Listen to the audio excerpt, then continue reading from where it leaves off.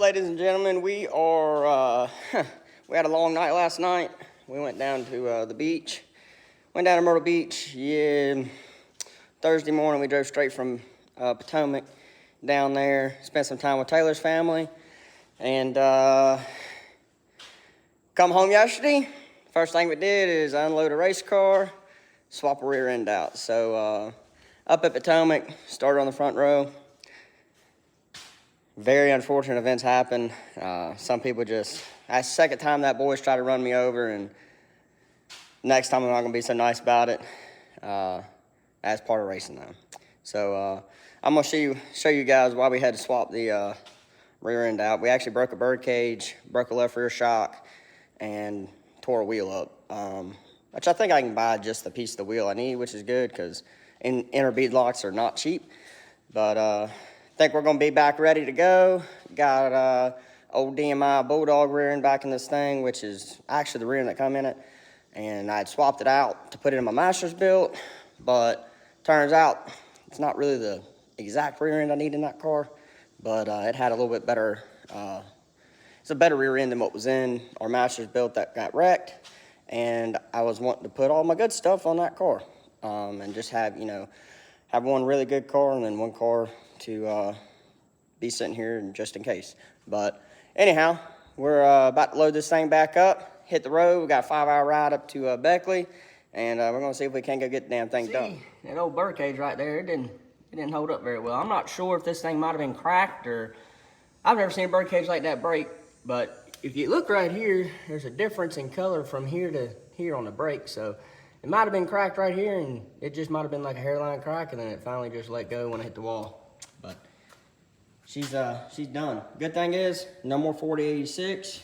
All back to 411 rears. She's sitting in there right. But got my American Racers mounted up. Big shout out to Mike Stello for making sure I had some tires to go up here to run at Beckley, because they're American Racer track. Thankfully, Potomac sells American Racers, and he was able to pick a couple tires up for me, and I could pay him back. But we better go get this thing.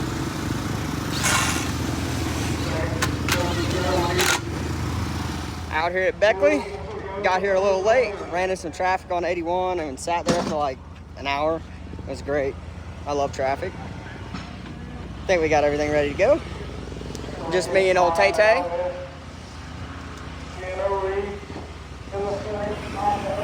We had a pretty good run up here a couple weeks ago. Had a lot of speed, learned a lot.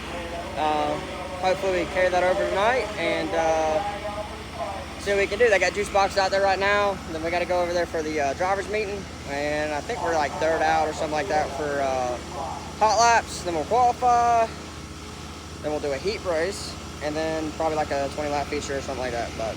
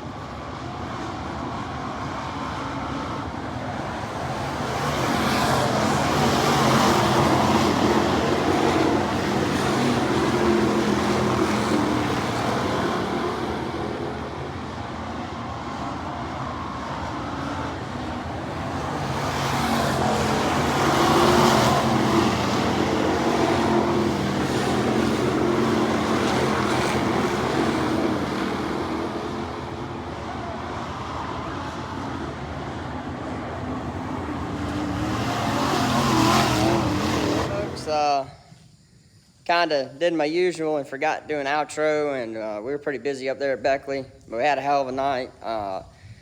We had a long week. Taylor and I and Lucas, we went race Potomac when we went down to Myrtle Beach for 4th of July and spent it with Taylor's family. And then we came back up here to my house where the shop's at, about 3 hours away. We got here about 7:30 or so, and we didn't really make the call to go racing until about 8. And I didn't want to go racing, I'll be honest. Thankful to have Taylor in my life because she was like, hey, we're going racing. So we come out here in the shop. We were out here till about 1 in the morning and got the car ready. And right there in hot laps, we didn't have, I overlooked something. I'd smashed my left rear spring, but I'd never checked the extended load. So that's on me. I had no preload in the left rear, which made the car extremely free. But anyhow, we made some adjustments on it. Also made some adjustments on the J-bar and kind of still learning that kind of stuff. Taylor's dad kind of opened my eyes a little bit on the J-bar situation as far as the crate motors. You can't just bury your J-bar. First thing I do when I modified is bury a J-bar. And on these late models, you just can't because they have so much grip built into them. But so we got all that stuff figured out. Went out for the heat race and just plain didn't have enough gear and carburetor issues. That fellow on the pole, man, he was choking us. But car just wouldn't go. And when your car don't go, you go slow, I guess. And anyhow, we ended up 4th. Then we had a fellow loan us a gear, put quite a bit of gear in the car, and I wish I had a little bit more. He had 2 different gears. One was a little higher than the other, and I didn't want to put the high gear in there because I didn't want to hurt myself, but I should have, looking back, I should have put the highest thing I could in it because I knew I was going to be trapped on the bottom. Beckley's a very, top dominant track, and it's one of those things where you live and you learn, and next time we go up there, and if I'm not starting on the front row, we're going to have to put a lot of gear in the car so we can work the bottom a little better. And I think I was probably the only car working the bottom, out of any of the classes up there.